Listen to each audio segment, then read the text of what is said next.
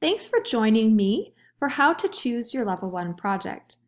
My name is Mindy Taylor. I'm an accredited genealogist professional specializing in the England region.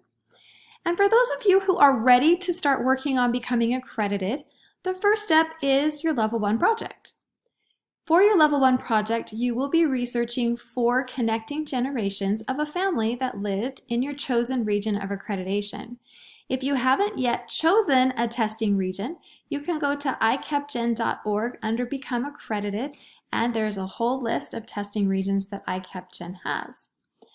If you click on any one of those testing regions, you will also be given a Regional Resources PDF that you can either download or just reference it there online, and it has a list of important record types and other suggestions to help with research in that region. When your 4-generation project is complete, you will be turning in a report that is 40 pages or less, a research log, a pedigree chart that only includes the 4 generations that you researched, family group sheets, and key linking documents. If you need more information on any of these elements, once again, you can go to ICAPGen.org under Become Accredited and check out the guide to applying for an accredited genealogist credential. For your 4-generation project, you will have a starting person, his parents, grandparents, and great-grandparents. And you can follow any ancestral line. So you could go strictly paternal, or follow the maternal line, or a combination of both. So you could go paternal and then maternal, or maternal and paternal, or any combination. The key is to stay within your region and also to show that linking evidence between generations. So all 4 generations must have lived in your region of choice for at least a portion of their life, and there must be at least one document proving this. It is expected, however, that most of your research will be in your region. For example, if my starting person, John Smith, was born in my region, but he moved away and died somewhere else, but all the rest of his parents and grandparents and great-grandparents were all within the region, then that would be acceptable. Or if George Smith, the great-grandparent, moved from a different country, was born in a different country, and then came to your region, that would be acceptable as well. As long as a majority of your research is done within your testing region, then that will be acceptable. Your starting person will be the first person on your pedigree chart. They will also be a child in the first of at least 3 family group sheets. And I just want to make a note here that if any of the couples, the parents, grandparents, or great-grandparents, had more than one spouse, you will have a family group sheet included for them as well. So your starting person then does not have a family group sheet. They will be a child in the parents' family group sheet. So you have a family group sheet for the parents, the grandparents, and then the great-grandparents. And again, if any of them had another spouse, then you would include a family group sheet for that spouse. Your starting person must be deceased. They do not have to be married, but if they were, then the spouse must also be deceased. They also need to be born on or before a rolling date of 80 years before your submission. So if I decide I'm going to submit my 4-generation project in 2023, then my starting person has to have been born in 1943 or before. All right, now how do we choose a family? We want to choose a family that can illustrate your skills as a genealogist. A family where you can use different record sets from different time periods, and also where you can use a variety of original sources. Once again, I'm going to point you to that Regional Resources document, the PDF that you can get by clicking on your testing region, and it will give you a variety of original sources that you could use, help you think outside of the box a little bit.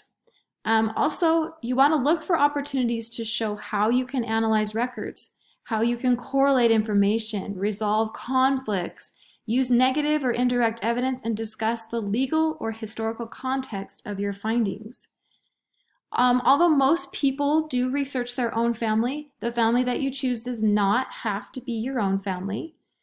And I just want to go over a few pitfalls of choosing your own family so you can avoid them if you do want to do your family, because it does require a lot of time commitment to do all this fourth generation research, as well as some financial commitment. So it is sometimes really nice just to be able to do more on your own family.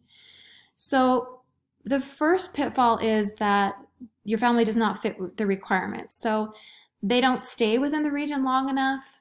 There is insufficient original records or proof of relationships or events. You might have just a complete lack of record types from the region. Or the research is so cut and dry that it's just really difficult to show off your skills.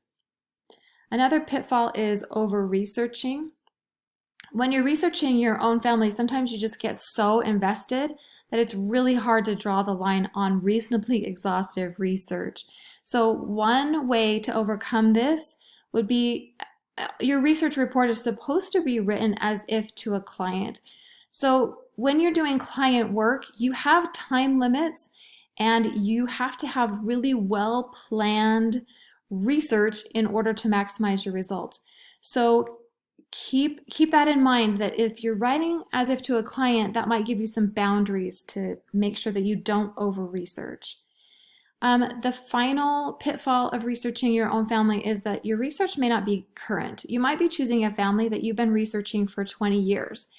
And all of the things that you've accumulated, the documents and the information, it was accomplished so long ago, you can't remember how connections were made or where the information came from.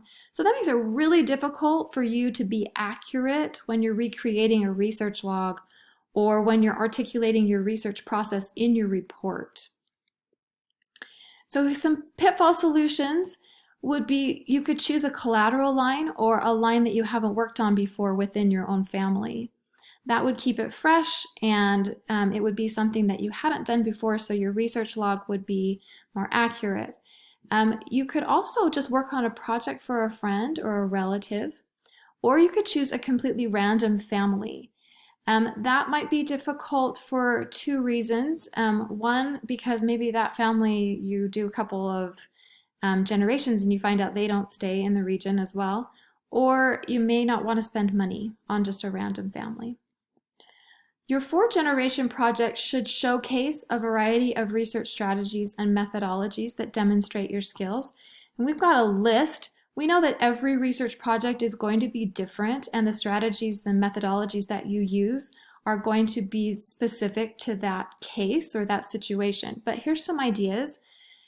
You could differentiate people of the same name using identifiers like occupation or religion or the people they're associated with, age, their children, or residents. You could use naming patterns to connect members of a family.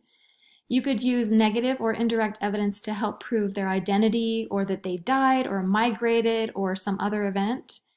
You could apply your understanding of laws for the time period and the region and how they affect the records that you're working with. You could show your understanding of jurisdictional organization or boundary changes or who had custody of the records. You could use cultural or historical context to support a conclusion. You could point out a discrepancy among records and explain why one source would be more credible than the others. You could display your knowledge of available records for a specific time period. You could use the fan club concept or cluster research techniques to strengthen evidence of likely relationships. And we always expect you to go beyond online records and show your skills in libraries and archives as they apply to your family. And always, always, always use original records whenever possible. Remember that the indexes are there for you to help you find the original records. So find the original records. And just a final note on including children in your report. Covering the children of each couple in the report is not a requirement. The proper place for all of that research is in your family group sheets. However, if using the children is necessary to link your generations, Or if there are ways to show off your research, whether it's your analysis, your correlation skills, or whatever, with the children, then that is acceptable. All right. I hope this video will give you the knowledge that you need to choose your family or to fine-tune the family that you've already chosen for your 4th generation project.